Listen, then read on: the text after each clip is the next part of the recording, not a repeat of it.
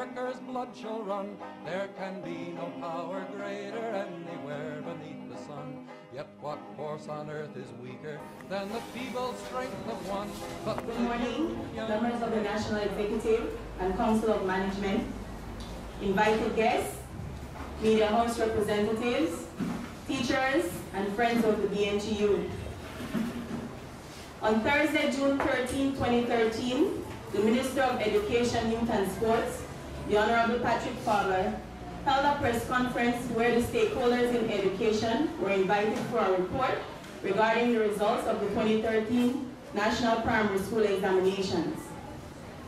Although the Belize National Teachers Union, a major stakeholder in education, was not invited, it became apparent to us from the reports made on the evening news that the objective of the minister's press conference was twofold. While getting into the reasons for what was termed the dismal results of the examination, Minister Faber also found it absolutely necessary and appropriate to utilize that forum to not only attack the integrity of the Belize National Teachers Union, but also to debase and degrade the teachers of this nation. In his view, the union has stood up for and defended deviant and substandard teachers.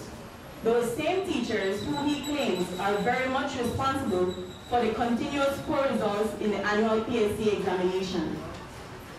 The BNTU has taken Minister Faber's parade very seriously, as statements he made were not only defamatory, but also absolutely deceitful.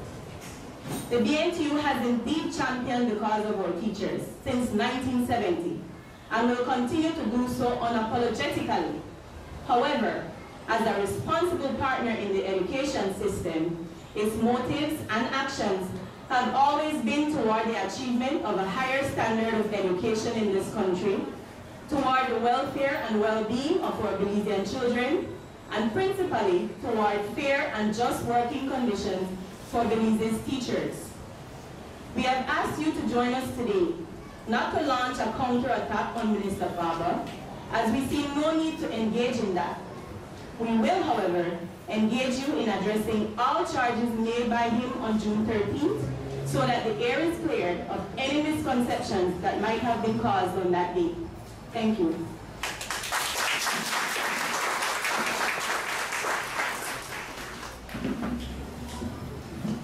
Thank you very much, Ms. Keisha. Please let us give her another round of applause. We're now moving on to our National Secretary in the person of Ms. Endeavour Jorgensen to give her remarks. Good morning, President Established. Good morning, special good morning to my colleagues and all teachers who are listening or not listening. We are here, as Ms. Keisha said, to set the record straight. In the minister's press conference of June 13th, certain things were said. Our minister said that teachers are saying they want a salary adjustment of 30%, and he alluded to the fact that we were not deserving of this. He also said that the union fights for teachers who are incompetent to the point that they're child molesters. He also went on to say that we're looking to find a new strategy because all is falling down. He says we need you to be doing your part. Let me begin with the third point. If we're not saying, this is the minister's word, we're not saying we're looking to find a new strategy because all is falling down. We need you to be doing your part. My question is the Ministry of Education doing their part? Who is the part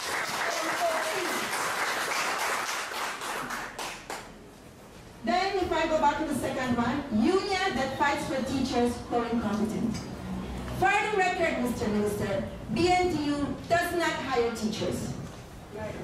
Teachers are hired by management and government, because government owns schools. And if ministry is so convinced that they're child molesters and other inept teachers, years, they're paying about 5 years for a principal. They're still paying the principal 5 years. We better pay those child molesters than they stay in the system. So, Mr. Minister, do something about your incompetent teachers. The union has gone on record that we will support high standards and that our teachers need to train and become competent. Over and over, that message is said at our convention. Teachers are saying that they want a salary adjustment of 30%. They deserve it. They work hard. They don't only teach. They plan curriculum. They cook for children. They give children pencils. Their parents, their nurses. They do all kinds of things. So, Mr. Minister, the teachers indeed deserve their salary adjustment. I must say that I found it rather interesting in the minister's press conference when he made mention of the fact that there are managing authorities whose heart is in the right place, who need training, and there are also great managers. Mr. Minister, there are great teachers, many, many, many great teachers.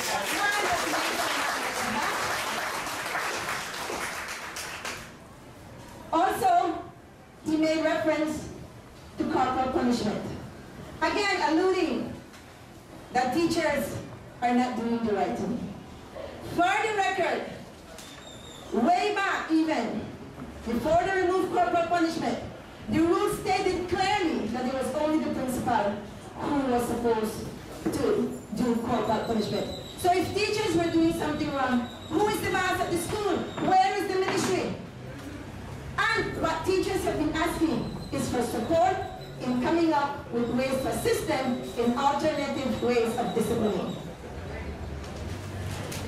I want to make mention to the fact that in 2009, Minister Faber was on wave, and he said, the current system is not something that is desirable to all.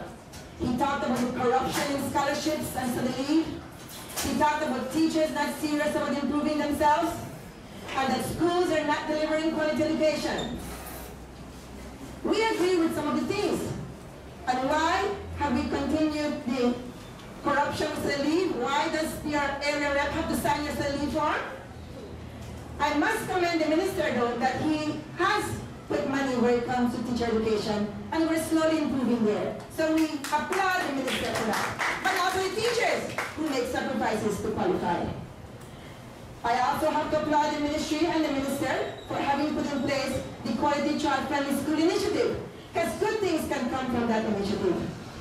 I want to make mention that in February 2009, when the minister went on wave to talk about some of these problems, the Lion, Mr. Fraser, also called and expressed that we can work together and take care of some of the problems that are facing our education system. Personally, I believe the minister's heart is still in the right place. Unfortunately, he seems to at times act more as a politician. He needs to be the Minister of Education and be the boss and lead us. He is the boss, but he needs much more political will to make things much better for this country. Our minister should have really and honestly, when he had his press conference on the PSC, spoken fairly about teachers and objectively. Instead, I think it appeared as he was attacking teachers and the BNTU. Now, colleagues, remember I said his press conference was on June 13th. Well, I found it very interesting that on June 23rd in The Guardian, there's the release, what is to be done about the performance of our schools as reflected in PSC results from many years. And in the press release, the minister speaks to 5 areas. He addresses school, the role of the school, the role of the ministry, the managing authorities, the teachers and parents.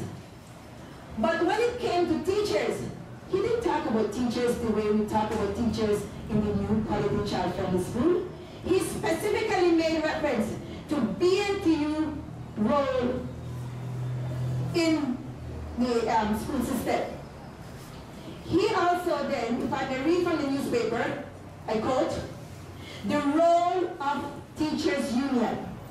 Promote and assist with the professionalization of teaching service.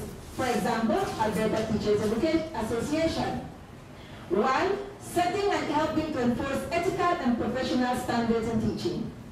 2. Helping to purge system of non- or malperforming teachers. And 3. Helping to provide professional development support for teachers." Mr. Minister, for your information, in our Constitution, we have a section that speaks to the Code of Ethics. He told me he was in the union. And, Mr. Minister, read more, please. Because in the Belize, not just the union, there is a Code of Ethics for all teachers, where it makes reference to various principles as it relates to pupils, to colleagues, to the community, and eventual management. So it is there in our Constitution. And when it comes to helping to purge out non- or malperforming, we don't hire teachers. We certainly also do not encourage ineffective teachers. And as to professional support, BNTU has been doing that. Someone will speak to it later. We have a whole history of being involved in professional support. Now, our minister is challenging us that we need to professionalize teaching. And he made reference to the Alberta Teaching Association.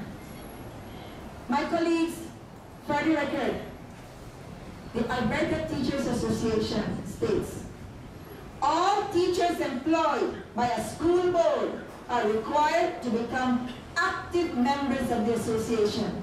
For years we have lobbied that all teachers need to belong to the union so that we can then police our teachers. That has not been granted to us. So, Mr. Minister, how can you compare apples and oranges?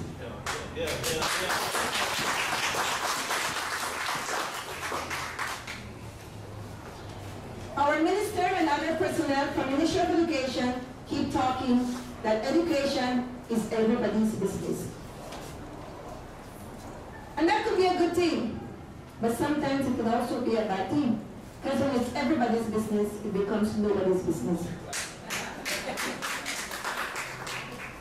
The ministry has come up with the education sector strategy. And colleagues, I challenge you to all read it. It's on the ministry website, and it's a very interesting document. Because in that document, it talks about improving in 3 areas: improving access, improving quality, and governance. In policy 2, which has to do with quality, it says support teachers to set goals for improvement. If this is to happen, the ministry has to provide some help, because in the area where much is needed is in the area of curriculum.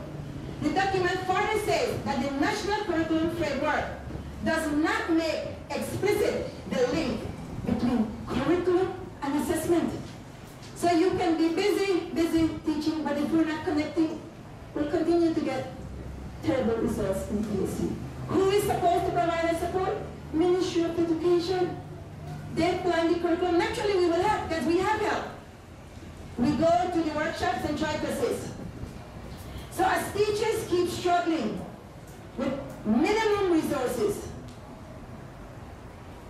our minister needs to start applauding them. Because our teachers work hard, they're innovative, and they are creative. In the developed world, you have all test-made, machines to grade your multiple choice, renewable resources, curriculum neatly laid out for you. Here, you have to do all of that. It's sad that sometimes before the teacher goes in the classroom, they're tired. They're tired when they start with all the paperwork. So we do need some support. Policy 2 says, option to provide incentives to attract high performers into teaching. I think that speaks to salary. It's right in the education sector strategy, and he's going to scold us for wanting a salary adjustment. Please, we need to reward our teachers too. Also, in the education sector strategy, it talks about poor accountability. It says little control exists where schools are open. There's a lack of clarity as it relates to standards. And leadership at all levels are weak. At all levels, colleagues. Ministry of Education is a leader. Principals are leaders. Managers are leaders. And teachers are leaders. So we all need to double up. So fair. For there to be success, much collaboration is needed. The minister has also gone on record to say, the issues and challenges that faced us in the education sector 20 years ago remain with us today. There remains chronic shortages of trained and qualified teachers and inadequate planning and management. They have a more unit that's called PPU, Policy and Planning Unit. They have all the information. They can make things happen. We are more than willing to work harder and in collaboration with them. There's complaint about the fact that teachers are not training, but there's also the complaint from some of our colleagues who have trained and managements don't hire them. So ministry needs to look at that. What was rather interesting, convention, a president from MOE said they don't want degree without temperature. Check those training schools then, those teacher training schools, make sure they're doing their job.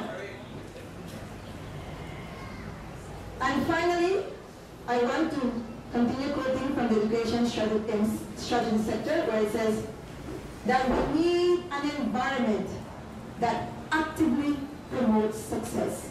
So all of us need to keep working hard.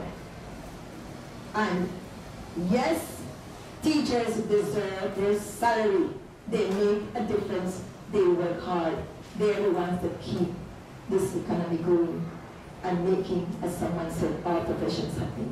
So teachers, let's keep working hard. We will not stop, Minister. We will keep on working hard because we believe in what we do. Thank you very much.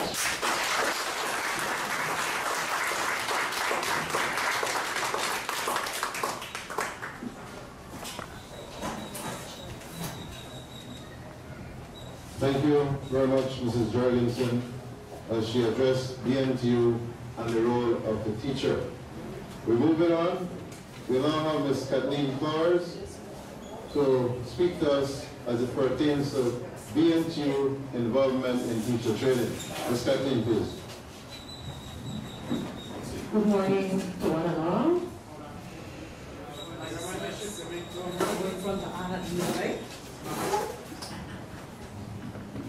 It's not preservation. Good morning to one and all. The BNTU has seen it fit to come to the media to defend our cause. We are noble people, we are professionals, and we know what we do. And we also do know that we encourage our membership to go as far as they possibly can, whether they have the financing or they don't, whether they have to go make huge loans or they don't, whether grants come to them or they don't. We continue on a daily basis to encourage our membership to excel professionally and to pursue at every level professional development that will make them optimal performance in the classroom. And we continue to do that year in and year out. And as I share with you a prepared statement, I want you to understand that it categorically indicates that we will continue to raise the bar as the National Teachers Union for our teachers' professional development through our continued efforts with the ministry. We're not fighting here. We are partners. But when we talk about partnership, it must be dealt equally. There has to be equilibrium, and we have to be treated with respect. And when we're going to be hearing the kind of statements that were brought out by the minister, well, that's where the first injection of disrespect comes. But we are not going to respond in like kind. We're going to put on a different armor. And so we're going to press forward to encourage our teachers to develop themselves, to do what they have to do to ensure that they perform at a quality level in the classrooms. So, let me proceed with the statement we have prepared from the small little team that was working here. The education menu is changing at a fast rate, and the roles and responsibilities assigned to teachers are more demanding and complex. To keep pace with the changes in this arena, teachers continue to seek ways and means to develop themselves. The BNTU has and will continue to be an organization that works with its members to ensure that quality education is delivered at all, and I say all, and to all our nation's children. As expressed in our guiding principles and core values, this organization exhorts members to improve their professional competence through study, travel, or other means that will enable them to raise their consciousness as it relates to the changes in education and the world. This is not a novel concept to BNTU. Neither is it one that the BNTU has only just embraced. Our past and present actions from as early as the 1970s up to now is a testimony that the BNTU has seen it fit to engage in the planning and implementation of continuous professional development for educators at all levels. BNTU was the first to coordinate continuous professional development in Belize with the assistance of our Canadian counterparts. This was an initiative we sustained for many years until the Ministry of Education came on board. From 1997 to 2006, BNTU and the Ministry of Education collaborated through a joint management team to plan, coordinate, finance, and implement continuous professional development courses for our teachers during the summer months. These trainings always address the needs of teachers at that given time. The Belize branch of the BNTU also joined these efforts, and with no joint financing, conducted a wide range of trainings for its membership. Training was also conducted through seminars and workshops at annual conventions. Today, BNTU no longer enjoys the same partnership with the Ministry of Education as it was in the past, primarily due to our not being invited to sit on the planning team for the continuous development training. However, the BNTU has not dropped the ball when it comes to continuous professional development of our teachers. Firstly, from the central leadership through to the branch district leaderships, the presidents have insisted that its members make full use of all training opportunities available, from the Certificate in Education program to summer CPDs. We continue to offer loans to our members who, in large numbers, opt to use it to pay for their professional development undertakings at the University of Belize and other educational institutions. We continue to lobby for scholarships for our members as part of our collective bargaining agreement. Currently, there are 10 active scholarships to UB. The Belize branch also finances one scholarship, making it a total of 11 scholarships members can access. In our current state of collective bargaining, BNTU will ensure that we continue to negotiate for benefits for which the wheelchair path will be used to continue to impact continuous professional development of our teachers. BNTU firmly holds to the conviction that when our members grow professionally, the organization builds capacity. To all who may be of the opinion that the BNTU has not played its part in ensuring that teachers become professionally developed, we challenge you to visit our track record. and dispute if you can. Such naysayers are encouraged to do their homework before they shoot from the lips. And our effort will bear out the fact. Let our records speak for itself. All the teachers across this nation have been professionally developed with nothing short from the Belize National Teachers Union. Our effort is impeccable. Thank you.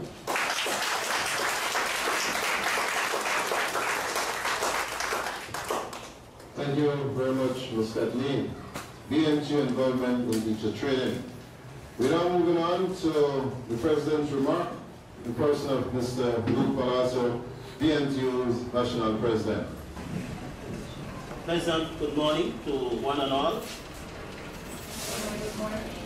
The Belize National Teachers Union takes this opportunity to share with the Belizean public factual information as relates to the operations and to clarify some of the issues in the statements made to the press last week by the Minister of Education.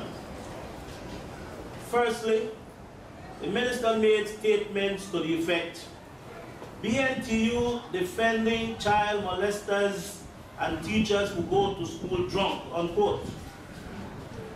My brothers and sisters, if indeed we are to be truthful and genuine, there is need for us to understand the education system. And in doing so, we need to become familiar with particularly two documents. The Education Amendment Rules, 2012, the Handbook of Policies and Procedures for School Services, 2000, the amendment of 2012 was taken from the 2000 rules, so therefore we have to use both documents in tandem for us to be able to understand or interpret the rules or determine which rule we would apply in a particular situation. The other document that we need to become familiar with as stakeholders in education and the Belizean public in general is known as the Education and Training Act 2010. Those are the legal documents, along with the School Teachers Pension Act, that govern how the education system in Belize operates. When we look at the minister speaking about BNTU defending child molesters, I want us to bear in mind and call to his attention that the education rules make provision to deal with such situation, particularly rule number 92, which is found at page 120 of the amendment rules, which speaks to conduct at work. Also, rule 93 on page 127, which speaks to the disciplinary procedure. And the disciplinary procedure speaks that there must be due process. In other words, you cannot accuse a teacher and just decide that you are going to dismiss him without following due process. And that is where they have been failing, and that is what their fear is. Because our union stands ready to defend our members and teachers if their human rights are being violated. When we look at the disciplinary the due process, my friends, it means that the management of the school, those making the allegations, must prove those allegations. Those allegations, once proven, must then be taken to the Teaching Service Commission with a recommendation from the management of the school indicating what disciplinary measure they would want applied to the particular teacher.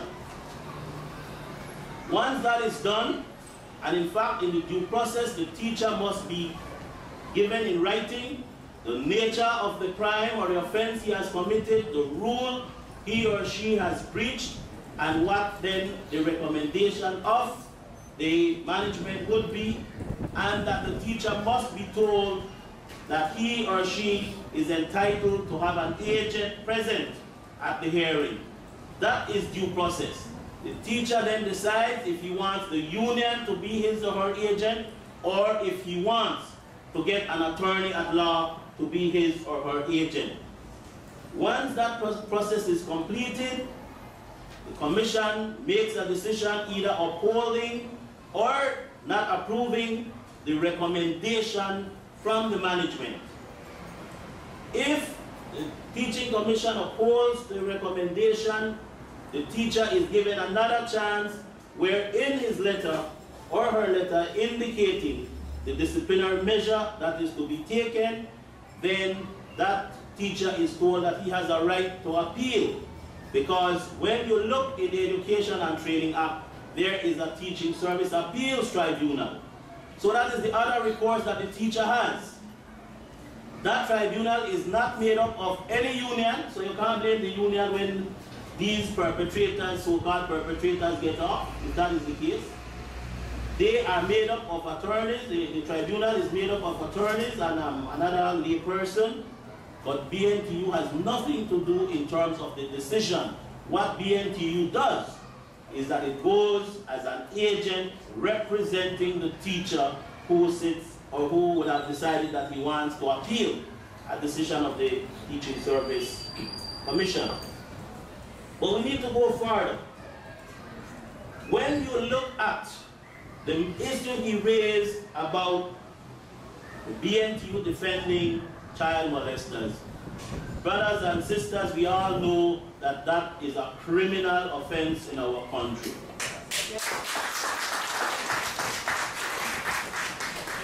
And Rule 96 at page 134 speaks to proceedings, criminal proceedings. Once a report has been made to the police, neither the BNTU, neither the Teaching Service Commission can interfere with the work of the police, and we know that, and we've said that to our teachers every step of the way. You commit a criminal offense, you're going to pay the price.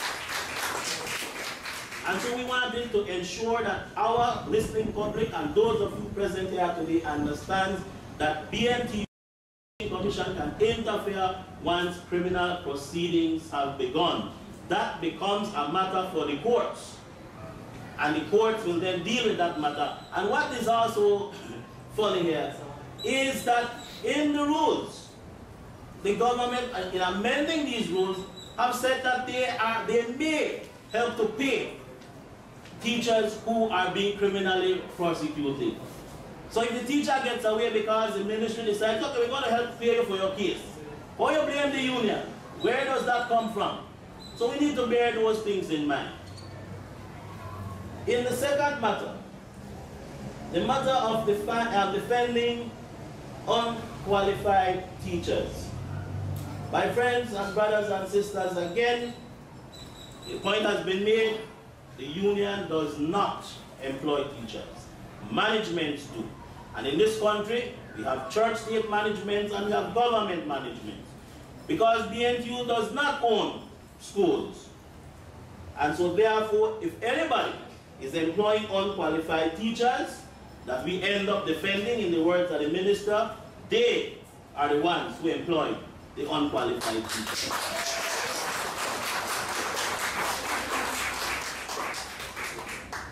And let me say, brothers and sisters, even the Teaching Service Commission, it is the management that will recommend individuals they want to employ. And the Teaching Service Commission, which meets the third Friday of every month, goes through these listings of teachers that management or individuals that management hope to employ, and we have said to them no in some instances because the rules again are clear.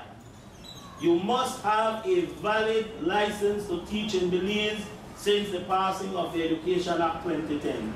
And for you to have a valid license in Belize, what we mean by valid license are you either going to have a special license, a provisional license, or a full license.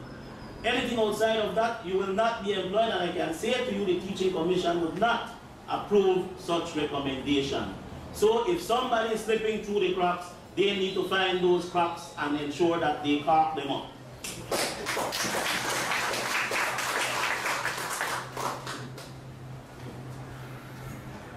He speaks that the union consistently encourages teachers.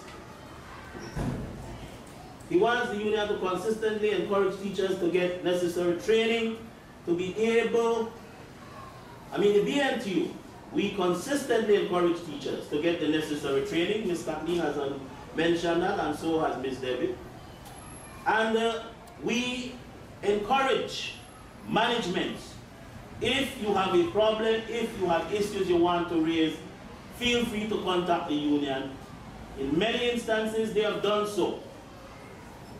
The evidence, my brothers and sisters, is clear in our convention theme of 2013. Our convention theme says that BNTU, overcoming challenges. There are many challenges we have that will be aired or discussed at some point today as well. But it also went on to say embracing opportunities in education. So we are saying to our teachers they need to make sure that they make use of educational opportunities that will help them to ensure that they meet the necessary qualifications that we would like for them. On the matter of teacher training, again, let us just add the several calls that we've made in many of our addresses. Many of our addresses. The address the President gives on the occasion of Teachers' Day, the addresses that Mr. Fraser would give at branch meetings and our branch presidents. When we look at teacher education, we have said over and over, and many other stakeholders in education have said over and over, the teacher training we are receiving in Belize needs some serious modification. We've called, many entities have called for the re-establishment of the Belize Teachers Training College, and this has fallen on deaf ears. And the answer to that, the fact of the matter is, if you want to be a nurse, where do you go? You go to a nursing school. You want to be a doctor, you go to a medical school. You want to be a lawyer, you go to law school. You want to be a teacher, you go to UB and mix up with students who are doing associate degree level courses and say you have been trained as a teacher. They give them 3 or 6 weeks to do an internship and put you in the classroom, yet they complain about the type of teachers that they are.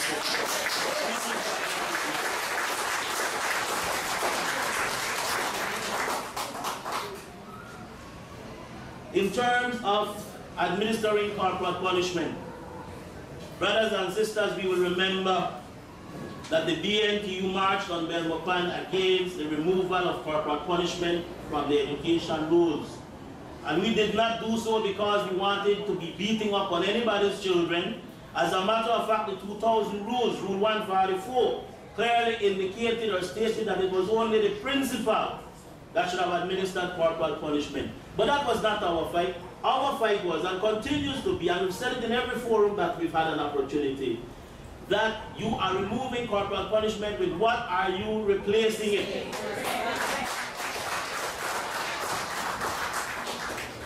We've asked over and over, let us train our teachers in the alternative forms of discipline. Oh, that will be in the new rules. Oh, that we are working on that. Those are the type of answers we are getting. And our teachers are suffering because our children are going to school and threatening our teachers.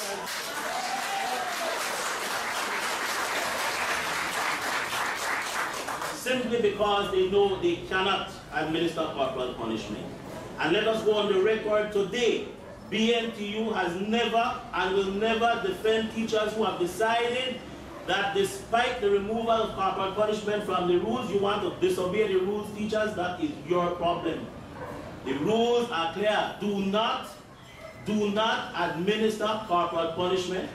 Do not administer anything that may be interpreted as being corporal punishment. You cannot manage your classroom because they've removed corporal punishment, then go to your principal, that's the first person you go to and say, you go manage that disciplinary problem. And if the principal cannot manage that disciplinary problem, you tell that teacher, go get your manager then to come and manage this disciplinary problem, because and the minister, because, my friends, brothers and sisters, it is not that we have said to the ministry over and over. Our teachers come to us at our office trembling. No one go back to that school. No one go back to that classroom. Why? Because the children are out of order. And BNTU has said over and over, we want that if you remove corporal punishment, you must put in place systems that will ensure that the discipline in the classroom is maintained, and for learning to take place, and for the safety and security of our students and teachers. Because children are being bullied as well. We know that. Those of us who are in the classrooms do know that. So my friends, let us, if the minister is serious about working together, then we need to address this matter of corporal punishment and putting the alternative forms of discipline in place.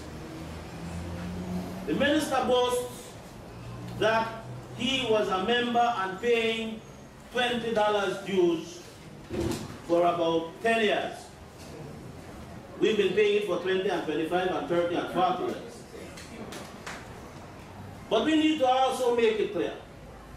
I think Ms. David touched on a very valid point when she mentioned that in Canada, because he went to compare now thinking that we're not finding information, that in Canada you have to join this federation for you to become a teacher. In fact, as you become a teacher, you must become a member, you must pay dues.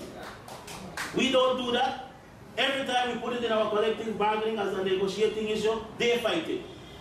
Because they want to continue to divide and conquer.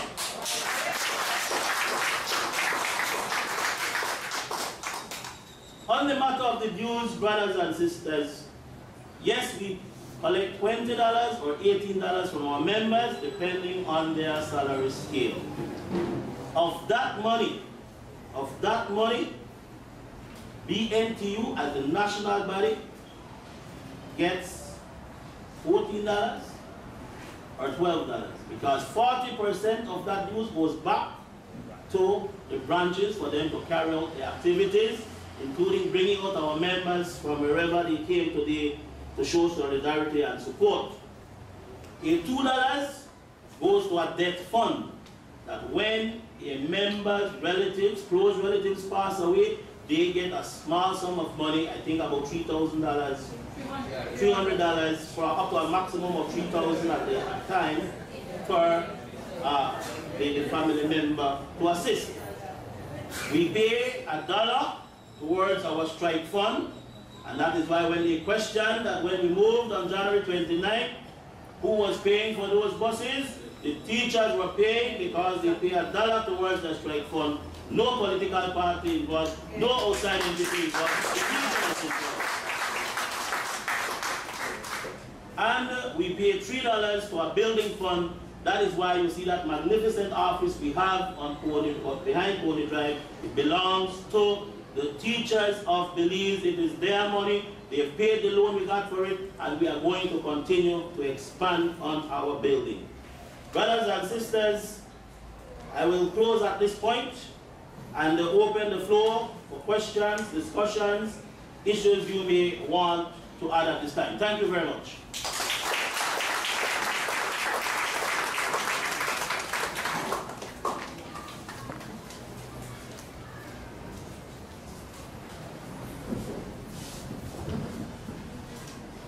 Thank you very much, our National President, Mr. Luke Palacio. We now ask Brother George for a few comments or remarks. Brother George, please. We'll give Brother George about 3 minutes or so.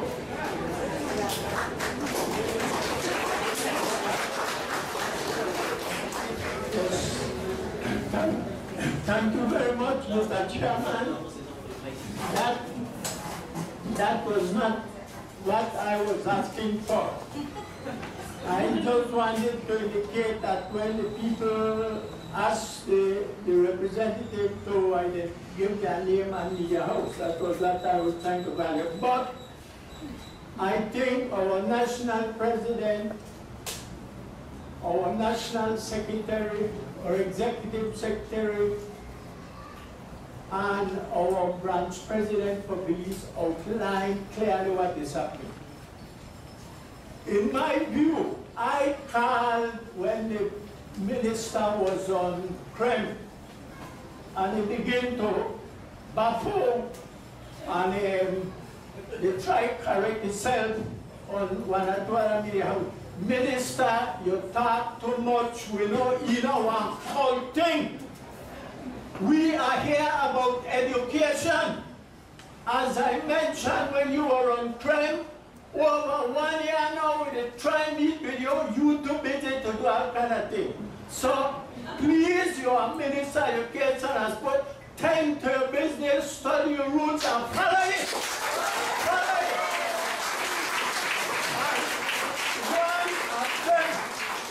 One of them I want to remind the minister, in October last year when the three unions signed a partial agreement, one of them had to do with a study grant, $500 if you were doing associate or certificate, and $1,000. All of these partial agreements were to begin the 1st of April. So now we are stupid this for September. Start, and we are going to push, you are going to abide by these rules. You cannot be a minister and wonder what you feel like when it comes to education.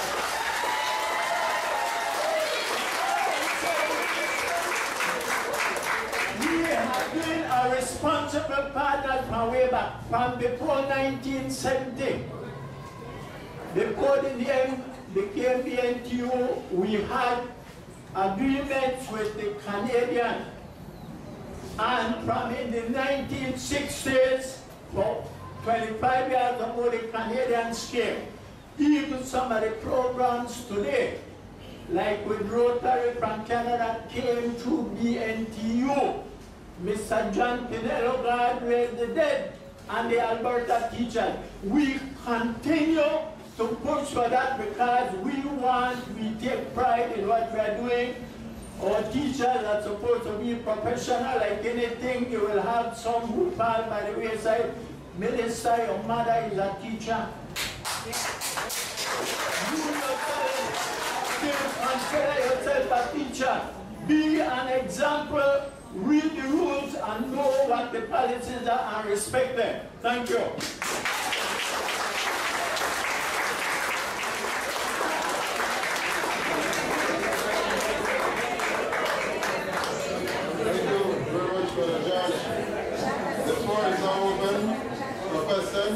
From the media, and like the judge rightfully mentioned, we ask that you identify yourself before asking your question or question.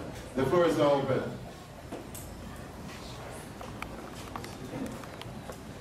So it's the last round 5. Go ahead, you want to go. Bracket chance plus TV to the president, Mr. Luke Palanso. How do you respond to the ministers? Well, like you respond to the ministers for yourself, but how do you respond to those who say that, or how, to what extent do you think that the teachers are to blame with the present results that we had on the PSC? Or to what extent, what percentage of blame do you think that teachers should accept? I don't know that we want to attribute a percentage of blame to any one particular party. What is that there needs to be serious dialogue with all the parties concerned and look at the real cause or causes of the problems that we are experiencing. Once we do that, then we work together to find solutions that will help to improve the performance on the PSC exam. That's the best thing I think that can happen to that exam and to the children of Belize. Then, sir, how do you respond to the minister's criticism? Almost only that you are not deserving of a pay increase because of the president's result. Well, it is not a pay increase. Remember, if you look at my bill, it says I need a salary adjustment. It's not a raise, it's a salary adjustment, and we've explained this from time immemorial, why we are asking for that to catch up with the cost of living. But let us say something to the minister and to the Belizean public again. The only persons in this country that have, and we can point to the fact that have gotten an increase or a decrease, if you want to call it in some instances, in their salary, are the persons elected to the National Assembly. Some of them were out there begging, they got elected and they were made ministers, and now they are getting a big, big salary since 2005. So they have gotten a salary adjustment. Of course, those who are government and are no opposition, yes, they might have gotten a decrease. But the bottom line remains that we can point to who have gotten a raise since 2005, and it points squarely at them. The teachers deserve their salary adjustment, and we are not going to settle until we get it. We are going to continue this fight.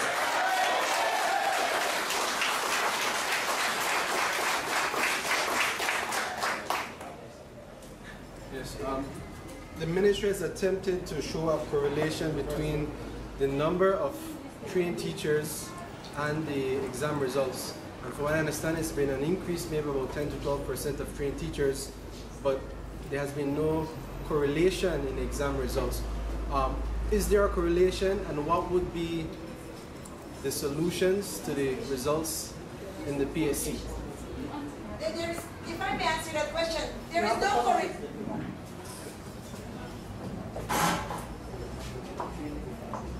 There is no correlation. In fact, if you listen to what I said, that is part of the problem, that there's a disconnect between the curriculum and the assessment.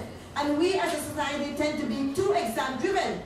Way back when we had 33% of teachers trained, you had great results. I mean, it's not like you can say, because 54%, you're going to get 54. So there is absolutely no correlation between trained teachers and the exam of your result. Your exam results, okay? Disconnect between the curriculum and the assessment. So there has to be some serious conversation. What purpose is PSC serving today? Because now, you don't even, in fact, the one purpose is serving is, to a certain extent, create a level of mediocrity. Because they're saying if you get less than 50, they will give the schools more money. So there's a bit of a little disconnect there, because we should be rewarding children who are doing more with the new secondary school financing. All right? So there's some disconnects, and let me restate, there is no correlation between your trained teachers and your PSC result. The whole PSC exam needs to be examined, and the minister knows that, because he has also at different occasions gotten a record saying that we need to look into this whole PSC issue. Thank you. The descriptors used in the scale of the PSC, A, B, C, D, for example, D they label as adequate, which means you've learned enough. D, according to that scale, is a 50. It means you fail half the curriculum. And they're saying D as a 50 is adequate. Do you agree with that descriptor in the PSC? We are getting into a technical area where we may end up misleading people, so I really prefer not to go into that. All right, because some exams might even have 85, and so then 30 is passed when you look at the old A-level system. So it really, you need to examine the full picture to be able to make conclusions, and we don't want to mislead the Belizean public. Does the PSC need to be scrapped? Does it need to be remodeled? It needs to be re-examined and clearly state what's the purpose, and we need to do a huge alignment of curriculum and assessment in our present system of education. Thank you.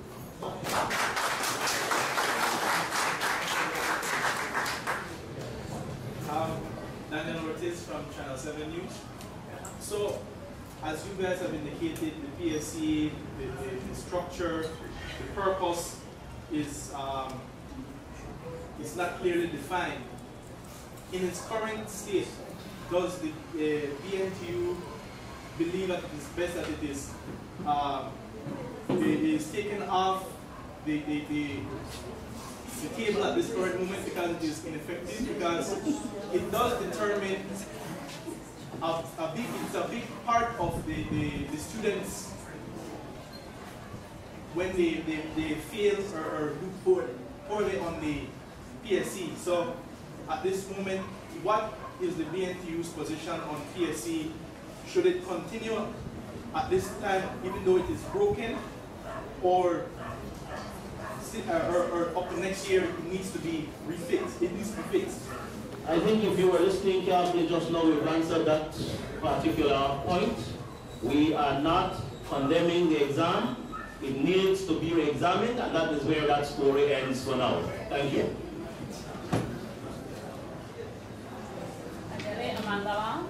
Do you see what has been happening in terms of the discussion now triggered by the PSC results as a red herring or a symptom of a much broader problem in the education system? It is basically both of them. Somebody is trying to pass off blame, so yes, the red herring aspect, but indeed there is a broader problem, and if we are going to be serious about bringing about the type of educational reform and the type of developments we want to see in education, then that has to happen. But you cannot be continuing this blame game. Every year the PSC result comes out, there is some blame going about, and nobody saying, look, let us get serious about this matter. Let us sit down with the parties involved and try to address the situation. What they've done basically over the years is change the name of the exam. Every time there's some different name, BNSE, PSC, BPSC, some other E, some other entrance. So that is where we are, but definitely there needs to be serious dialogue. There is the need for everybody, and you cannot be calling on everybody when you are in trouble. And when you are smooth sailing, you are prepared to condemn everybody else. That doesn't work. As a matter of fact, let me point out that it was the theme for this year's education showcase was suggested by BNTU. We were the ones who made that suggestion for that theme, showing that we are prepared as stakeholders to partner to enhance education in this country, because that is our job. We are not here to allow any teacher, and in fact, if those who had the opportunity to hear the radio address of the national president beginning the second week of the showcase, it was clearly stated BNTU is not going to tolerate any mediocre teachers. We have said that publicly. Nobody put a gun to our heads to say that. We know what we are about. We know what we are prepared to do. We know how we are prepared to partner to enhance education in this country. And that is what we are calling upon the Ministry of Education, calling upon other stakeholders. Let us get serious about this matter. So what, in terms of continuing this dialogue between yourselves and the Ministry of Education, are you going to do? Because there's a saying that goes, when the elephants fight, the grass get trampled, and the grass are our children, we can't afford for them to get trampled. Well, let me again clear up for you, Sister Adeli, that there is, I don't know that there is a fight, but if perceived there may be a fight. Our children won't get trampled because BNTU as a responsible body, we know that there, and Mr. Fraser mentioned it, that we have asked the minister to our meeting last year. I think it was sometime in June, I have the date there. He agreed that he would come to meet with our council. Coincidentally, the Thursday that he had scheduled, they had a special cabinet meeting, and so he couldn't come and would have said he would have rescheduled. That was it. It has still been at that stage, rescheduled. We hope that this time when we call, that he would come to a meeting. We have what is known as the Joint Education Staff Relations Council. That is the body that discusses education, a team made up of ministry, management, and union. I noted that they again were inviting them, their organization, to submit the name of their representatives to those bodies. So we hope that that body will be revived, and revived very soon, and then we will take up this as a matter of urgency with them to ensure again that we get a common understanding. We are partners, and we cannot be partners sometimes. We are going to be partners all the time.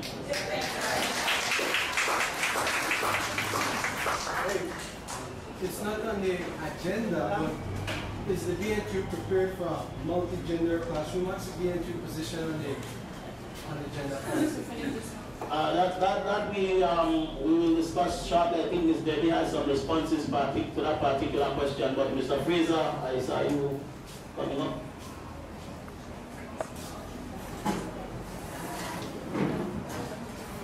Yes, sir. Regarding the question that Mr. Deli posed, look, we have to look at what is actually happening in education. How can you expect people to perform when there are a number of things we are not engaged. Classroom size. How many of our teachers have large classes? They're not trained. Appointment and deployment of staff and principal managers, most of them were not into education. Some of them are not Belizean, they don't understand, and then they run the system.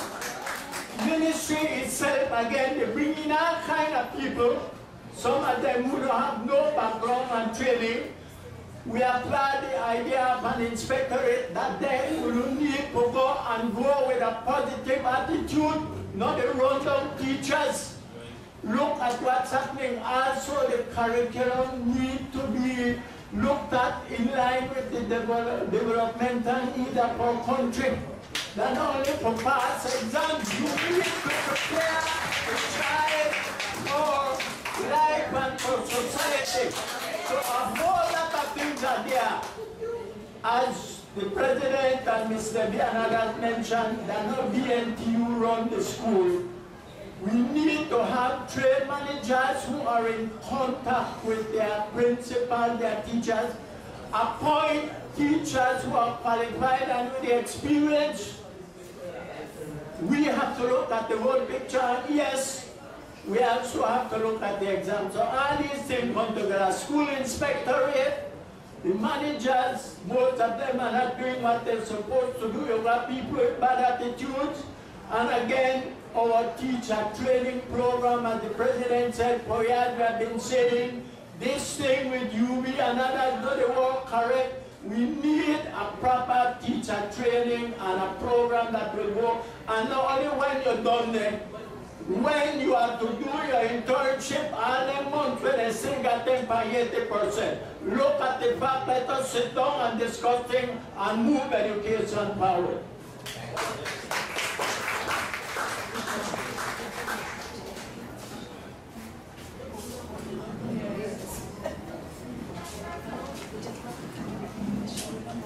Can you just repeat your question as it pertains to the gender policy?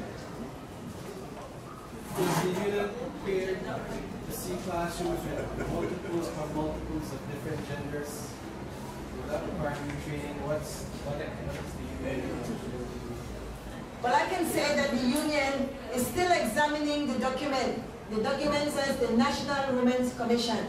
And we're still seeking clarity, because clarity is not quite here. In their definition, glossary of terms, it says gender.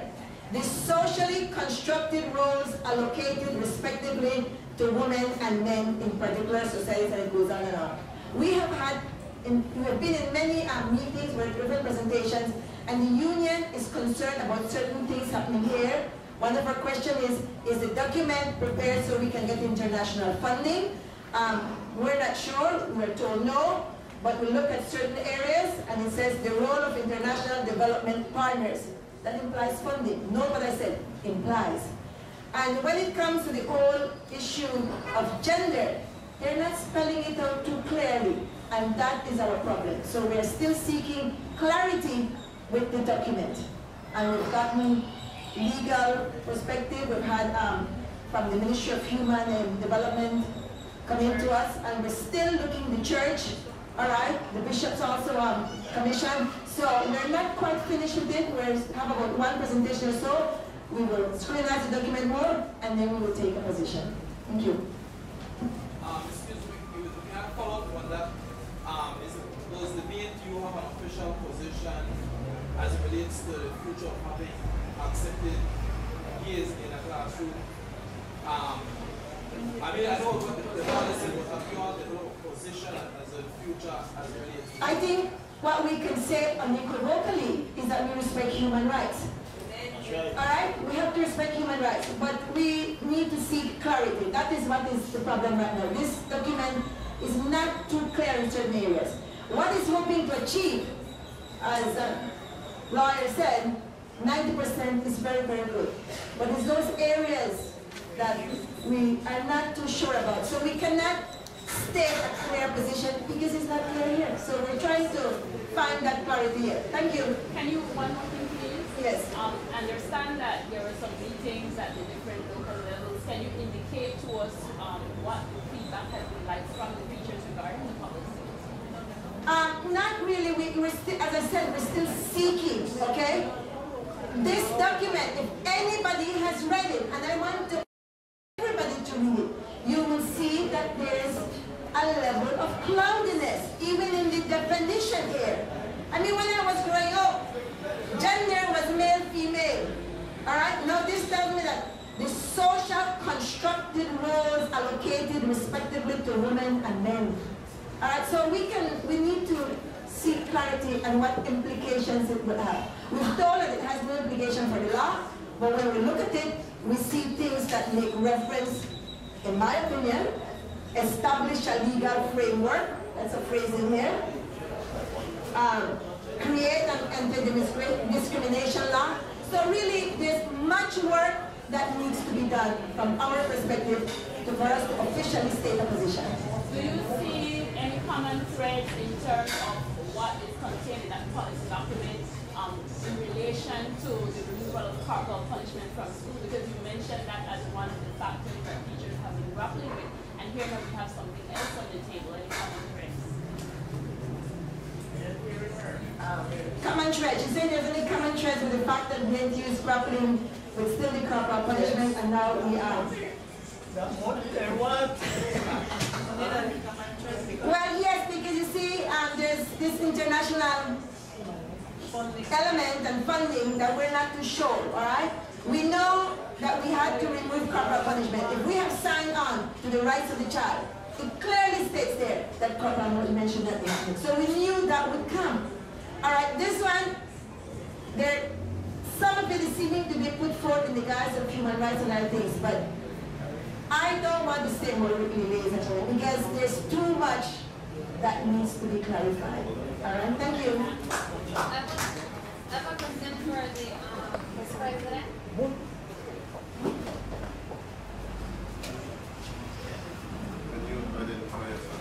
So correct me if I'm wrong, but it seems to me that you are conceding there are teachers who are not performing at their best.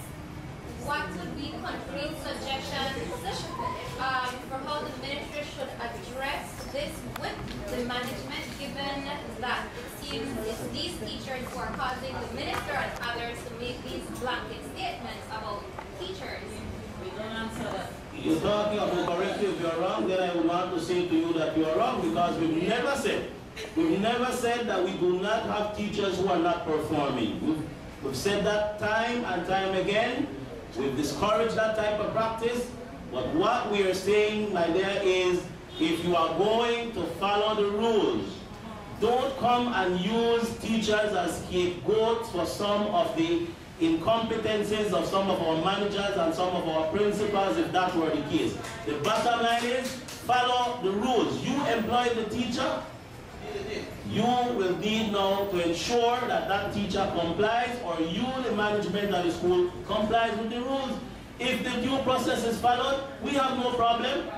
We have no problem, but our teachers will not be paying their dues. Our teachers will not be serving this country, and we allow somebody who has decided that they want to use that individual as a scapegoat to get away with it. We will defend the human rights of all our teachers as long as it is violating those rights because somebody has decided that he or she is not prepared to follow the rules. Teachers not completing the curriculum, everything that they need to teach, does that fall under something that the ministry needs to address? Obviously, the ministry needs to address this. As a matter of fact, some of you as parents may know, we know at the union that all of a sudden you see children out and about. Well, I don't know. Teacher done a workshop. Next week, teacher done a workshop again. So they call off half-day class. Next thing, call off whole-day class. You blame the teacher for being able to complete the curriculum if you are saying to him, go to workshop, go to training this. Not that we are against it. But if you are going to now negate that bit, that you are asking teachers to be out of the classroom, to be doing so many other things, and then you're going to now chastise them for not completing the curriculum when you have created that type of environment, then something is wrong. We'll take one more question. One more.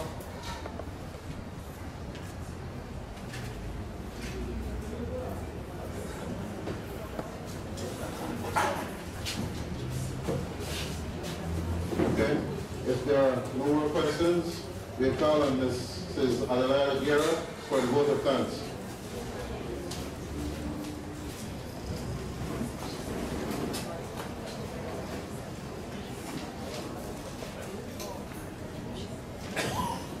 Okay, good morning, everyone present here today.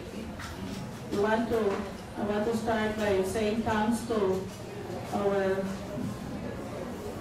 God for having us here present for this wonderful day, for all the people who are present here today. I want to thank people of the head table, Mrs. Young, who made our opening remarks, Ms. Flowers, with giving us the involvement in teacher training. I want to emphasize what they said, that professional development builds capacity. And we are not looking at quantity, but we should be looking at quality. Quality is very important. Mrs. Jorgensen on the role of the teacher, all professions are made through teachers. And then Mr. President, Mr. Palacio, who educated us and the public about the different books that we should be knowledgeable of and we should be making use of. Thank you, Mr. Palacio. We also want to thank all the personnel of the media houses who are here today. Thank you for coming out and hearing us and ensuring that our public gets the message. Our point as BNTU. And all the teachers who are present here today from North, South, East, and West. And this is not rent a crowd. This is teachers who are interested, teachers who want to be here to listen. Right? And that is why they pay their dues, and they are here today using that to be here. We are not paying them to be here. And sorry, Mr. Minister, that they have to be out of their classroom, but this is their interest. Right? We want to thank Mr. Fraser, the lion. Anytime you hear about Mr. Fraser, you think about BNTU. And he has retired, but he is still here with us today. All right? I just give a special round of applause to Mr. Fraser. And last but not least, our MC from way down south from PG. Thank you for being here, Mr. Master of Ceremonies. Thank you very much. Thanks one and all. Have a safe trip back to your respective schools, and may the good Lord bless you. Thank you. We shall not be moved, but we all stand, please.